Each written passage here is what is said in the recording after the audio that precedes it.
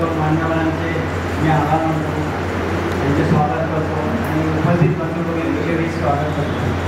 आज आपण आगळा वेगळा कार्यक्रम इथे सादर करत आहोत। आपण नेहमी डॉक्टरांकडे जातो आणि त्यांच्याशी बराच वेळ आपल्याला लागतो, त्यांची भेट होत नाही, हे ऑपरेशन काहीतरी बोलावं प्रत्येक पेशंटला वाटत असतं आणि त्यावेळेला डॉक्टर बोलले की आपल्याला बरं वाटतं आणि आपला अर्धा तिथेच बरा होतो। परंतु आज हा आगळा वेगळा कार्यक्रम आम्ही डॉक्टर तुंगारे सरांच्या माध्यमातून आयोजित केलेला आहे। त्यांनी या कार्यक्रमासाठी खूप मदत केलेली आहे आणि हा कार्यक्रम आयोजित केलेला आहे। गोरेगाव मेडिकल असोसिएशन आणि संकल्प ज्येष्ठ नागरिक संघ यांच्या संयुक्तिक विद्यमाने आपण आयोजित केलेला आहे। त्याचं टायटल आरोग्यावर बोलू काही। या कार्यक्रमामध्ये आपण डॉक्टरशी बोलणार आहोत, डॉक्टर आपल्याशी बोलणार आहे। तुमचे काही प्रश्न असेल तर त्याच्यावरती उत्तर पण तुम्हाला देणार आहे। हा सगळ्यात मोठा आनंदाचा दिवस आहे। आज आपण ज्यांना देव मानतो, ज्यांना धन्वंतरी म्हणतो, ते आज आपल्या या वास्तूमध्ये आलेले आहे। हे आपलं मोठं भाग्य आहे। स्वागत करून पुढील कार्यक्रम सुरू करण्याची विनंती मी तुंगारे सरांना सांगतो। नमस्कार सगळ्यांना। आपण एकूण 8 डॉक्टर होतो, त्याच्यातले एक डॉक्टर जरा कमी आहे। मिसेस गावस्कर आले आहेत, सिद्धार्थ गावस्कर नाही आहे, कारण नेमकं आजच त्यांची पॅथॉलॉजी लोकांची कॉन्फरन्स आहे ठाण्याला आणि त्याच्यामध्ये तो ते अर्धवट सोडून येणार होता, पण त्याच्यामधल्या एका सेशनमध्ये त्याला चेअरपर्सन म्हणून बोलवलं। खूप मोठा ऑनर आहे। तर मी म्हटलं की नाही, तू ते आटोपून ये, आपण इथे पुन्हा जाऊ आणि पुढचं एज्युकेशन पुन्हा कधीतरी इथे करू। गावाला या टाळ्या मी बोलतो। आपण असं करूया, एकेका डॉक्टरला थोडेसे प्रश्न सुरुवात करून त्याच्या वेळेला मी ओळख करून देतो। एकदम सगळ्यांची ओळख करून दिली तर विसरून जातो। आमचे डॉक्टर नितीन कोचर गोरेगाव मेडिकल असोसिएशनचे एकदम अतिशय पॉप्युलर प्रेसिडेंट आहेत। सगळी पद्धत डॉक्टर नितीन कोचर असं आहे आणि त्यांनी जी धडाक्याने गोरेगाव मेडिकल असोसिएशन चालवलेली आहे, सगळ्या सायंटिफिक कार्यक्रमामध्ये वगैरे ते अतिशय सुंदर अरेंज करतात, स्पॉन्सर आणतात आणि त्यांनी अरेंज केलं म्हटलं की आम्ही सगळेजण पण त्याला जातो। लॉंग ब्लॅक मी पण प्रेसिडेंट होतो, पण ह्यांनी जसं धडाका चालवला आहे तेवढा धडाका चालवली कदाचित आमच्या वेळी नसेल। डॉक्टर कोचर हे MD आयुर्वेद आहेत आणि ते कॅन्सर आणि ओल्ड एजमधले आजार याच्याबद्दलचं स्पेशालिटी आहे त्यांची या आयुर्वेदिक सायन्समध्ये। गोरेगाव वेस्टला 29 वर्षापासून त्यांचं क्लिनिक आहे। 2015पर्यंत KEMला ते ऑनररी आयुर्वेदिक सल्लागार होते। KEMला म्हणजे KEM हे आम्ही म्हणतो आमचं ॲलोपॅथिक मॉडर्न मेडिसिनचं हॉस्पिटल, पण त्याची आयुर्वेदिक त्याच्यामध्ये ते होते। टाटा हॉस्पिटलमध्ये हळद, अश्वगंधा आणि काही वनौषधीवरती कॅन्सरच्या रुग्णांवर झालेले काही जे प्रयोग होते त्याच्यामध्ये त्यांचा सहभाग आहे। मुंबई युनिव्हर्सिटीमध्ये आयुर्वेदिक सल्लागार आणि MSc स्टुडंटना ते लोक प्राचीन भारतीय आयुर्वेदिक सायन्स शिकवतात आणि त्यांचे जे ध्येय आहे की भारतामध्ये आणि देशात जगामध्ये जसं आपलं प्राईम मिनिस्टर मोदींचं आहे तसं आयुर्वेदाचा प्रसार करायचा, त्याच्यासाठी ते तर आपण त्यांना पहिल्यांदा प्रश्न सुरू करू। सर्वात प्रथम संकल्प सहनिवास ज्येष्ठ नागरिक संघ यांचे मी गोरेगाव मेडिकल असोसिएशन तर्फे मनापासून आभार मानतो। त्यांनी हा एकदम अतिशय छान कार्यक्रम घडवला आणि माझे आदर्श आहेत डॉक्टर तुंगारे साहेब, यांचं पण मी आभार मानतो। एक गोष्ट मनात सांगू इच्छितो, अश्विन सर आता आले नाही आहेत, पण नागपूरचे कोणी आहेत का? नागपूरचे कवी बोबडे माहिती तुम्हाला? कवी बोबडे, त्यांच्या 4 ओळी आहेत। त्यांनी काय सांगितलं की कर्म करी जो अहेतू निरंतर, कर्म करी जो अहेतू निरंतर, वेद तयास कळो ना कळो। कर्म करी जो अहेतू निरंतर, वेद तयास कळो ना कळो। दुःख कळले ज्यास दुसऱ्यांचे, दुःख कळले ज्यास दुसऱ्यांचे, देव त्यास मिळो ना मिळो। हा सांगायचा उद्देश एकच की ह्या मंचावर डॉक्टर तुंगारे साहेब, डॉक्टर अश्विन सर हे आमचे सिनियर अपर्णा आणि आम्ही समवयस्क आहोत. तर ही दोन व्यक्ती ज्या आहेत हे या पठडीत बसणारी आहेत, हे या उंचीवर आज पोहोचलेली आहेत की त्यांना लोकांची दुःख कळतात आणि त्यामुळे त्यांनी एक सेवाव्रत केली. आणि त्यासाठीच आज त्यांनी हा एक कार्यक्रम आपण ठरवलाय आणि लोकांना आपण कशा प्रकारे अप्रोच करू शकतो, तुमची दुःख काय आहेत, वेदना काय आहेत ते आम्ही कशा प्रकारे दूर करू शकतो त्यासाठी आम्ही नेहमी प्रयत्न करत आहोत. Thank you very much sir. तुमच्या लक्षात आलं असेल ते एवढे पॉप्युलर प्रेसिडेंट का? मला तर काय वाजवतील तर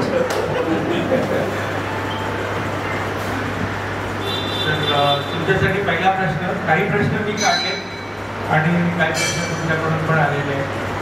तर पहिला प्रश्न आहे की आयुर्वेदामध्ये संधिवातावरती जे उपाय आहेत त्याचा हल्ली तुम्ही कितपत वापर करता आणि त्याचे तुम्हाला काय फायदे दिसतात आणि त्याचे इफेक्ट कसा आहे? पायरी चुकली की आपण पडतो, बरोबर आहे. पायरी चुकलीचा अर्थ कळतो, या वेळात तर पायरी चुकून नाही आपण, बरोबर आहे. तर संधिवात हा आजार जो होतो हा साधारणतः पूर्वी जेव्हा मी शिकत होतो त्यावेळेला एक 50 किंवा 60 नंतर व्हायचा. ओके, पण आता मात्र 40 दिसायला लागतात. ज्या ठिकाणी दोन हाडं एकत्र येतात, ओके, त्याला सांधा म्हणतो. या सांध्यामध्ये सतत आपल्या मुवमेंट होत असतात. आपण जे काही चालतोय, धावतोय, पळतोय आयुष्यात ध्येय करण्यासाठी, पैसे कमावण्यासाठी, ते सांध्यांच्यामुळे शक्य. तर या सांध्यांचं प्रोटेक्शन व्हावं म्हणून देवाने त्या ठिकाणी कुर्चिका दिल्या, त्याला कार्टिलेजेस म्हणतात. आणि त्या ठिकाणी एक फ्लुइड असतं, ते फ्लुइड त्या फ्लुइडला सायनोवियल फ्लुइड म्हणतात आणि ते पोषण करत असतं. तर जेवढं जास्त तुम्ही त्या सांध्याचा वापर कराल ते घासलं जातं, बरोबर. आता जर ग्रेड 4 पर्यंत ती कार्टिलेज नष्ट झाली असेल, ती पूर्णच नष्ट झाली, तुम्हाला MRI मध्ये दिसतंय, तर अशा वेळेला माझ्याकडे येऊन काही उपयोग नाही. तुम्हाला अश्विन सर किंवा अश्विन सर सांगतील त्या डॉक्टरांकडे किंवा राजीव सर सांगतील त्या डॉक्टरांकडे जाऊन तुम्हाला तुमचा सांधा बदलवूनच राहावं लागेल. हे मी का सांगतोय, कारण की अशा बऱ्याचशा समाज माध्यमावरती ऍडव्हर्टाइजमेंट आहे, ते 100% गॅरंटी देतात की तुमचा सांधा आम्ही विदाऊट ऑपरेशन बरा करून देऊ. हे आयुर्वेदात आहे, हे सगळं थोतांड आहे.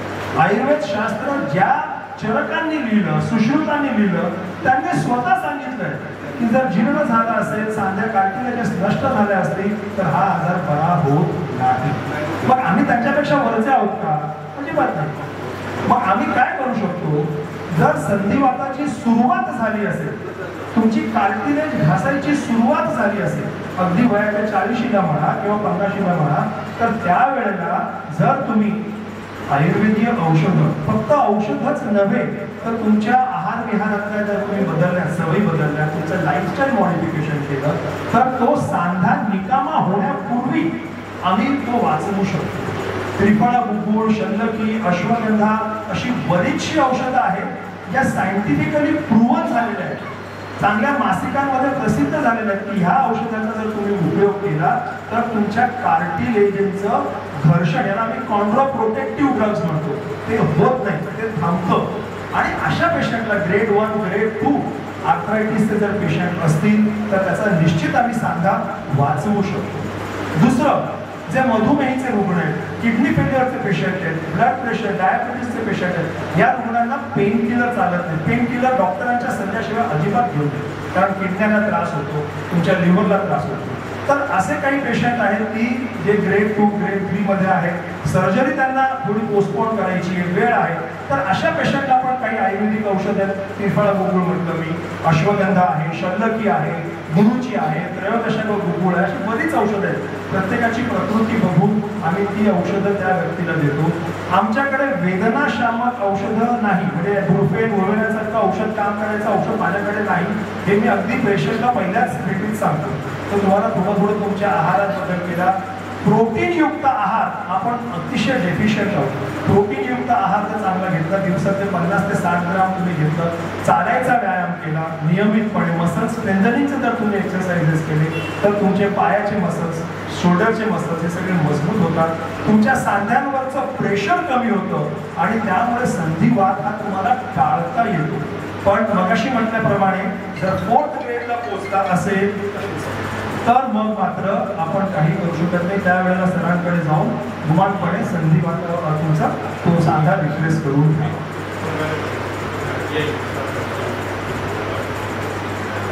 उत्तर दिलं. Very good, thank you. आपण दुसरा प्रश्न डॉक्टर अपर्णा गावस्करांना विचारूया. गोरेगावच्या अत्यंत पॉप्युलर आणि सिनियर पिडियाट्रिशियनच्या सिनियर लोकांच्या कार्यक्रमामध्ये पिडियाट्रिशियनला मी मुद्दाम बोलवलं आहे. सगळ्यांची नातवंडांची वय झालेली आहेत आता, आणि आपल्या जमान्यातल्या ज्या काही चुकीच्या गोष्टी होत्या त्याच्याबद्दल पण आपण त्यांना विचारू. आपल्याला आपल्या नातवंडांच्या बद्दलचं व्हॅक्सिनेशनचं पण थोडीशी माहिती पाहिजे, आणि आपला रोल आपल्या फॅमिलीमध्ये खूप महत्त्वाचा आहे. केवळ आपली मुलं त्यांच्यावरती सगळं नातवंडांचं टाकून चालत नाही आज हेल्थच्या जनरेशनला, तेव्हा आपण त्याच्याबद्दल त्यांच्याशी बोलू. 1993 शिवाजी युनिव्हर्सिटी कराडमधून त्यांनी MBBS केलं, त्याच्यानंतर तिथेच MD केलं. 1998 वाडिया चिल्ड्रन्स हॉस्पिटल, आणखी शताब्दी हॉस्पिटल, भाटिया हॉस्पिटल त्याच्यामध्ये त्या अटॅच होत्या. आपल्या कोकणा मेडिकल सेंटरमध्ये बरीच वर्षाच्या येत होत्या. त्याच्यानंतर त्यांची स्वतःची प्रॅक्टिस एवढी झाली. सेंट बॅच कॉलेजच्या समोर आरे रोडवरती त्यांचं स्वतःचं क्लिनिक आहे. सकाळ संध्याकाळ तिथे जातात, आणि गोरेगावचे अतिशय पॉप्युलर पिडियाट्रिशियन आहे. तर त्यांना आपण विचारूया पहिला प्रश्न की ह्या बऱ्याचशा आधी आहेत आणि आजोबा सुद्धा आपण सुद्धा माहिती राहिलं पाहिजे. तर लहान मुलांच्या, अगदी लहान मुलांच्या बाबतीत काय काळजी तुम्ही सांगता? नमस्कार सगळ्यांना, आणि थँक्स आम्हाला इथे बोलवल्याबद्दल. सगळे सिनियर सिटीजन्स इकडे सरांना म्हटलं काही प्रॉब्लेम नाही, कारण सगळे सिनियर सिटीजन्स आजी आजोबा असतात, आणि आमच्याकडे आई आणि आजी दोन्हीकडच्या आज्या किंवा दोन्हीकडचे आजोबा सगळेच येतात. आणि खूप त्यांच्यामध्ये काही आजी काहीतरी सांगत असते, ती मुलगी किंवा सून तिचे वेगळे विचार असतात. आजकाल सगळीजणं सोशल मीडियावर, इन्स्टावर बरंच काय काय इन्फ्लुएन्शल ऐकत असतात. आम्ही नेहमीच दोन्हीकडच्या बाजू सावरून हे बेसिकली सांगतो की कुठल्याही मॉम ब्लॉगरपेक्षा इन्फ्लुएन्सर म्हणतात त्यांना, जे स्वतःचे अनुभव घेतात आणि ज्यामुळे बाकीच्या आया इन्फ्लुएन्स होत असतात.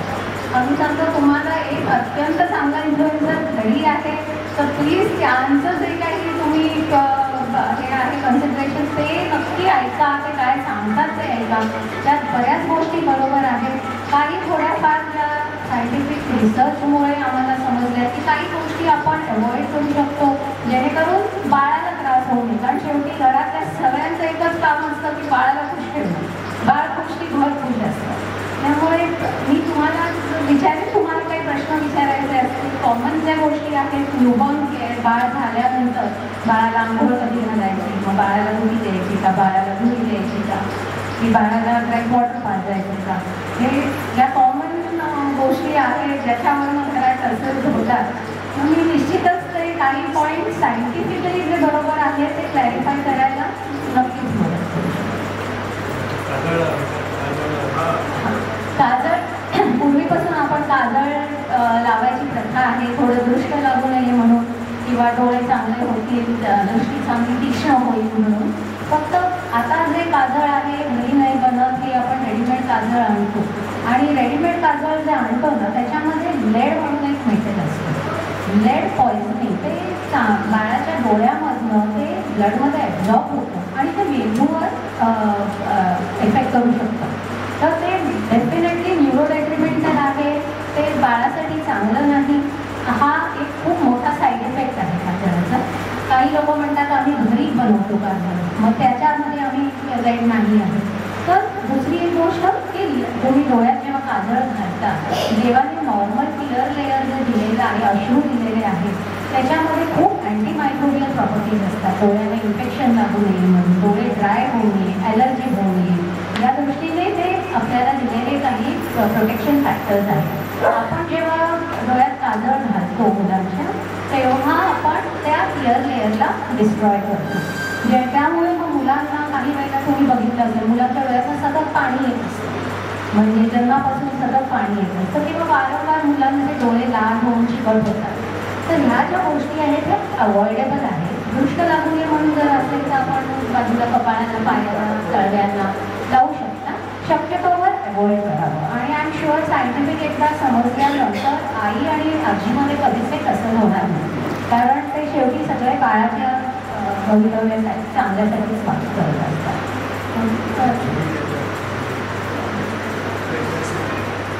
धुरी हा एक दुसरा धुरी म्हणून आपल्याकडे कन्सेप्ट आहे की मुलांना सर्दी होऊ नये. ते तुम्हाला कोणालाही वाटतं तुम्ही प्रश्न विचारू शकता.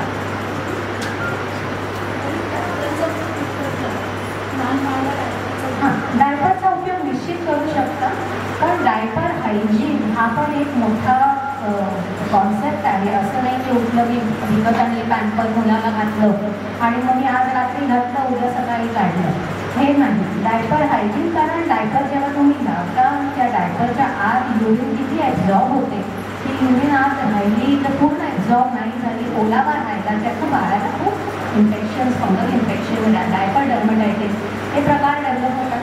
त्याच्यामुळे जर डायपर वाईट नाही, पण डायपर वापरणार असाल तर एक कमीत कमी 3 तासांनी तो चेंज झालाच पाहिजे. बरेच वेळेला आता काही ओलं वाटत नाही, एशी नाही झालेली, राहू दे, तसं नाही. 3 तासांनी तो चेंज झाला पाहिजे. शिवाय डायपर एरियाला रॅश क्रीम लावायला पाहिजे, कारण फंगल इन्फेक्शन खूप कॉमन असतात डायपर लावल्यावर. परदेशात थंड हवा असल्याने एवढं कॉमन नाही, पण आपल्याकडे हवा गरम आणि ह्युमिड आहे, त्याच्यामुळे आपल्याकडे या इन्फेक्शनचं प्रमाण जास्त आहे. पण ते इझी टू यूज आहे. आज जी आई नोकरी करते तिला ते कन्व्हिनियंट आहे, त्यामुळे नाही निश्चित आम्ही सांगत नाही, फक्त डायपर हायजीन चांगल्या क्वालिटीचे प्रोडक्ट वापरा एवढं निश्चित सांगतो. आता धुरी हा एक आपल्याकडे आपण वापरण्यामुळे सगळ्यांकडे आईला पण दिली जाते आणि बाळाला पण दिली जाते. आणि सर्दी झाली की कॉमनली आंघोळ घालणारी जी बाई असते ती सांगते नाही धुरी देऊया, ओव्याची धुरी देऊया, शेक देऊया, ह्या पद्धतीने. धुरीचा काय प्रॉब्लेम होतो की धुरीमधनं जे धूर बाहेर येतो, जेव्हा तुम्ही ओवा तापवता कोळशावर, त्यावेळेला जो धूर बाहेर येतो तो धूर लहान मुलांच्या फुफ्फुसं खूप छोटी असतात आणि श्वासनलिका त्याहूनही छोटी असतात. त्याच्यात ते स्मोकमधनं जे पार्टिक्युलेट मॅटर बाहेर पडतं ते त्यांच्या श्वासनलिकेला ब्लॉक करू शकतो. मग ऑक्सिजन लेवल बाळाची कमी होते, मग बाळ रडत राहतं आणि बेसिकली मुलांना छाती भरणं, म्हणजे सुरुवात केली सर्दीसाठी आणि एंड काय रिझल्ट ते छाती भरते, हा प्रकार खूप कॉमनली बघतो. त्यामुळे धुरी अवॉइड करा. आम्ही सांगतो तुम्हाला बाहेरनं शेकवायचं असेल, लक्ष्मीने शेकवायचं असेल, ओव्याने शेकवायचं असेल, बाहेरनं शेकू शकता, पण इनहेल्ड फॉर्ममध्ये प्लीज मुलांना काही देऊ नका.